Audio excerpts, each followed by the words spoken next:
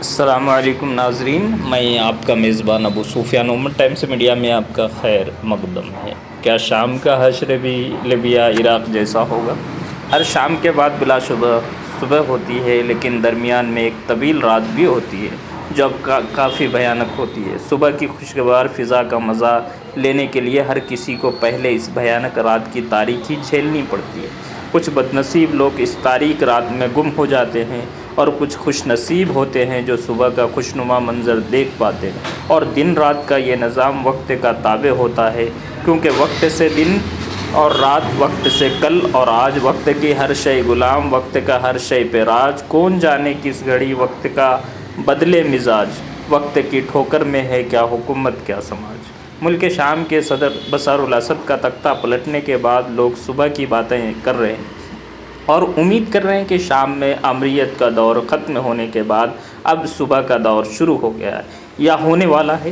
لیکن یہ فراموش نہیں کرنا چاہیے کہ ابھی تو شام ختم ہوئی ہے، اس کے بعد ایک طویل رات بھی آتی ہے اور پھر صبح ہوتی ہے۔ اپنے والد سے اقتدار سنبھالنے کے بعد ایک چوتھائی صدی تک شام پر حکمرانی کرنے والے اسد کی بے دخلی نے ملک میں ایک خطرناک سیاسی خلا چھوڑ دیا ہے۔ ایک پیچیدہ اور غیر یقینی صورتحال ہے، اور زیادہ تر مبصرین اس بات پر متفق ہیں کہ آنے والے دنوں، ہفتوں اور مہینوں میں حالات کیسے ہوں گے، اس کا اندازہ لگانا فی الحال ناممکن ہے۔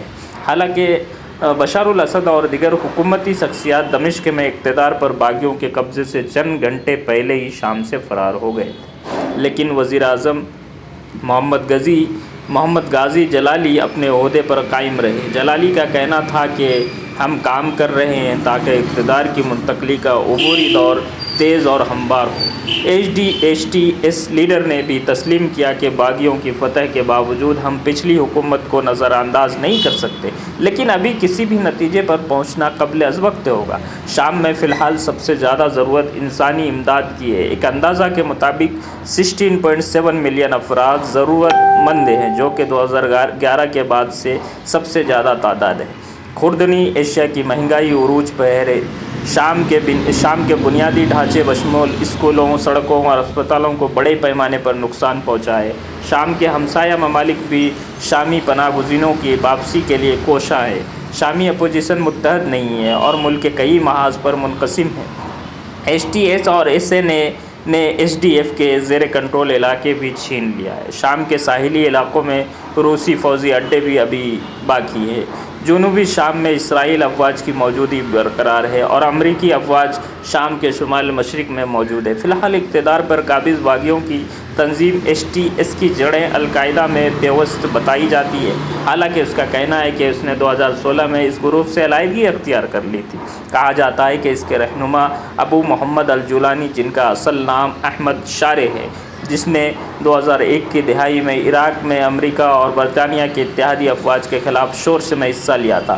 اقوام متحدہ کی سلامتی کونسل، برطانیہ، امریکہ، یورپ یونین اور دیگر اسے دہشت گرد گروپ سمجھتے ہیں۔ ان کا کہنا ہے کہ وہ ایس ٹی ایس کے حوالے سے فیصلہ الفاظ سے نہیں بلکہ اس کے اعمال سے کریں گے، اور وہ چاہتے ہیں کہ یہ شہریوں، تمام اقلیتی گروپوں کی حفاظت کر سکے اور اقتدار کی منتقلی پرامن طریقے سے کرے۔ ابھی کچھ ہی دنوں قبل برطانوی وزیر اعظم کیئر سٹارمر کہہ چکے ہیں کہ برطانیہ میں دہشت گرد تنظیم کے طور پر اس پر عائد پابندی پر فی الحال نظر ثانی بہت جلد بازی ہوگی۔ حالانکہ اسد حکومت کا خاتمہ ہو چکا ہے، لیکن کچھ تنازعات اور فوجی سرگرمیاں جاری ہیں۔ اسلامک اسٹیٹ داعش کے خلاف امریکی فضائی حملوں کے علاوہ اسرائیل اور ترکیہ دو بیرونی طاقتیں ہیں جو شام میں عسکری طور پر سرگرم عمل ہے۔ اسلامک اسٹیٹ نے 2019 میں شام میں اپنا آخری علاقہ کھو دیا تھا، لیکن امریکہ نے خبردار کیا ہے کہ اس گروپ نے 2024 میں شام میں 2023 کے مقابلے دوگنا حملوں کا دعویٰ کیا، اور وہ اسد کے زوال کا فائدہ اٹھانے کی کوشش کر سکتا ہے۔ ادھر اسرائیلی ڈیفنس فورسز IDF نے اقوام متحدہ کے بفر زون پر قبضہ کے لیے مقبوضہ گولان کی پہاڑیوں سے پیش قدمی شروع کر دی۔ اس کا کہنا ہے کہ یہ ممکنہ حملوں کو روکنے کے لیے ایک عارضی قدم ہے، اور یہ مذکورہ زون ہے اسد حکومت کی افواج کے انخلا کی عکاسی کرتا ہے۔ IDF نے اسد کے زوال کے بعد سے شام میں مبینہ کیمیائی ہتھیاروں اور فوجی تنصیبات کے خلاف تقریباً 350 حملے کیے ہیں۔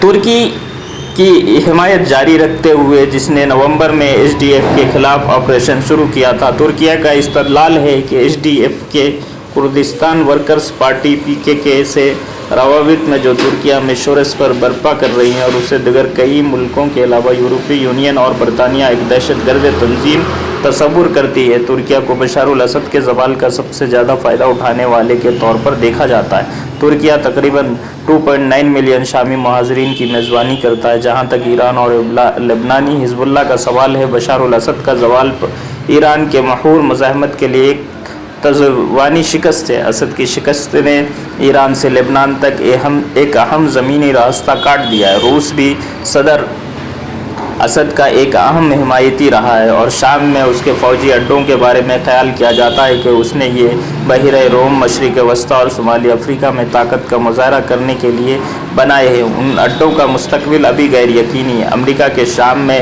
900 فوجی ہیں، جن میں سے زیادہ تر SDF کے ساتھ شمال مشرق میں مقیم ہیں۔ اس کا یہ ارادہ ہے کہ ان فوجیوں کو اسلامک اسٹیٹ کی شکست کو یقینی بنانے کے لیے وہاں موجود رہنا چاہیے۔ ہر حال میں شام اس وقت امن اور جنگ، استحکام اور لاقانونیت، تعمیر نو یا موجودگی مزید بربادی کے درمیان ایک دوراہے پر کھڑا ہے۔ حالانکہ حالیہ پیش رفت سے امید پیدا ہوئی ہے کہ شامی عوام کے مصائب بالآخر ختم ہو سکتے ہیں اور دنیا کا سب سے بڑا جبری نقل مکانی کا بحران منصفانہ حل کی طرف بڑھ سکتا ہے، لیکن دیگر ملکوں میں پناہ گزین شامی لوگوں کی واپسی اور اس کی رفتار اس بات سے طے ہوگی کہ شام کے اگلے رہنما کتنا سیاسی استحکام فراہم کر سکتے ہیں۔ عراق پر امریکی حملے کے بعد کے حالات سے، جس میں 2003 میں صدام حسین کا تختہ پلٹ دیا گیا تھا، شام سبق حاصل کر سکتا ہے۔ صدام کے زوال کے بعد امریکہ نے حکمراں باس پارٹی کو تحلیل کر دیا تھا، جس کے نتیجے میں بنیادی خدمات میں خلل پڑا، جس سے بڑے پیمانے پر عوام میں افراتفری پھیل گئی اور جس نے بالآخر پورے ملک کو اپنی لپیٹ میں لے لیا تھا۔ خطے کی حکومتیں ان خطرات سے بخوبی واقف ہیں جو ایک آمر کے زوال کے بعد